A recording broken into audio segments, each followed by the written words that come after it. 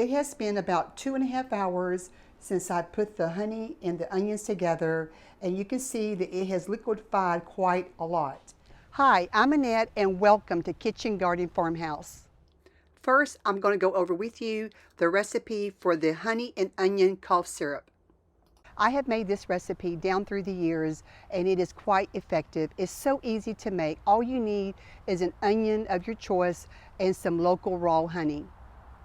For this very easy, great, and effective cough syrup, you only need 2 ingredients.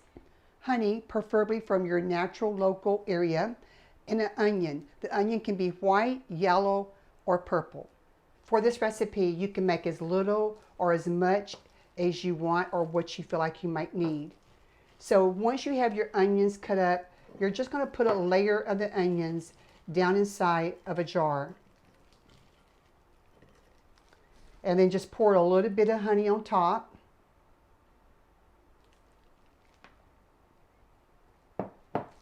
And then you continue to alternate your onions and your honey.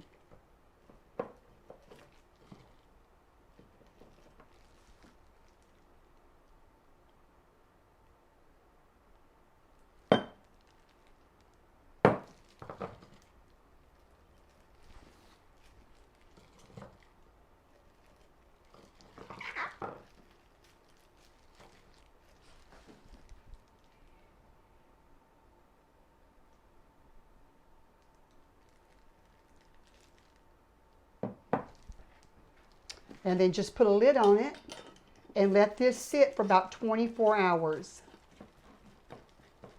Then you're going to let this sit for about 24 hours.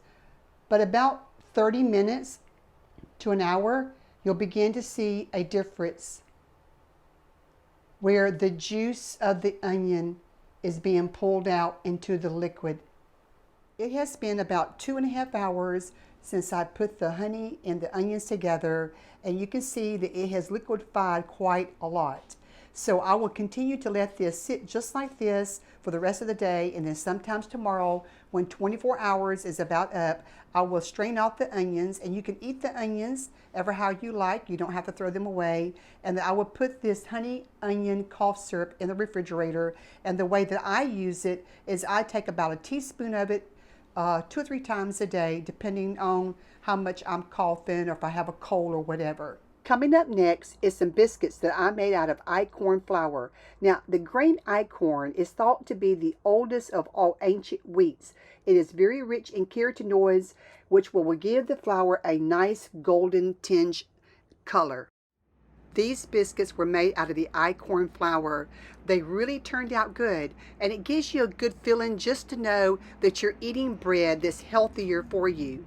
In this video today, I had made some homemade biscuits from the einkorn flour. Biscuits were a little bit more dense. However, they did rise well and they did taste good.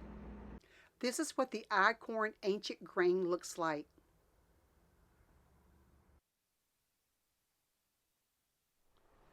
I'm showing you the einkorn flour I have been using. This is not a sponsored video.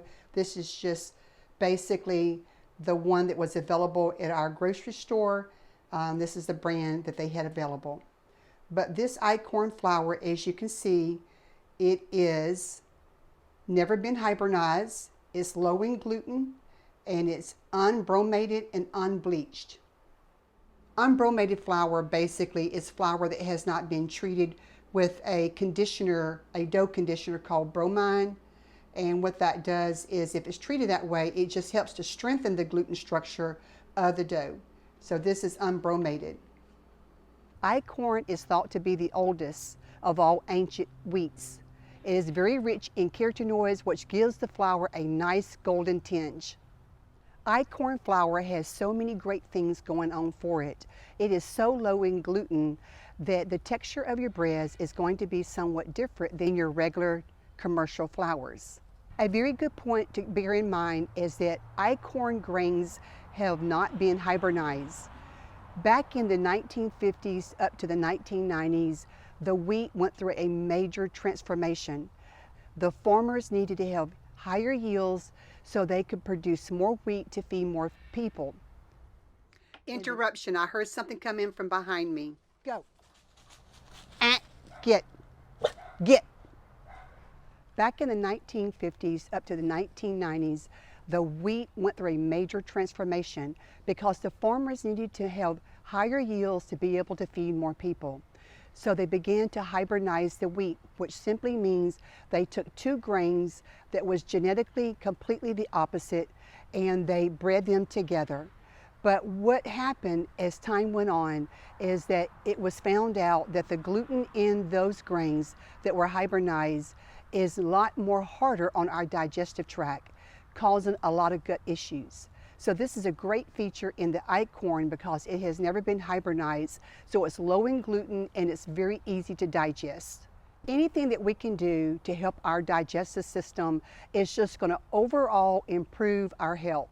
So when you go to the grocery store, anything that's made from wheat is all been hybridized, unless it is a special product and it's labeled made from non-hybridized wheat.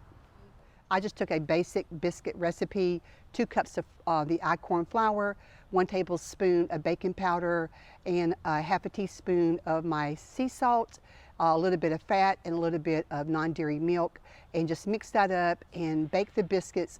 The biscuits actually came out quite well. Have you ever used Einkorn flour? If so, leave me a comment below.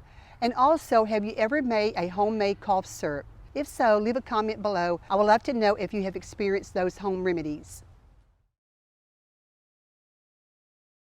I want to give you an update on my gardening.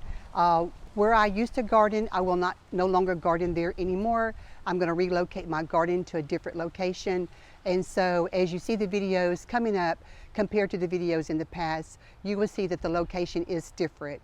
So this is something that I need to do, and I probably will start out with container gardening, but I'm heading in the right direction as far as getting a garden reestablished. Will you be gardening this year in 2024? If so, please leave me a comment below and let me know what some of your most favorite vegetables that you love to grow in your garden.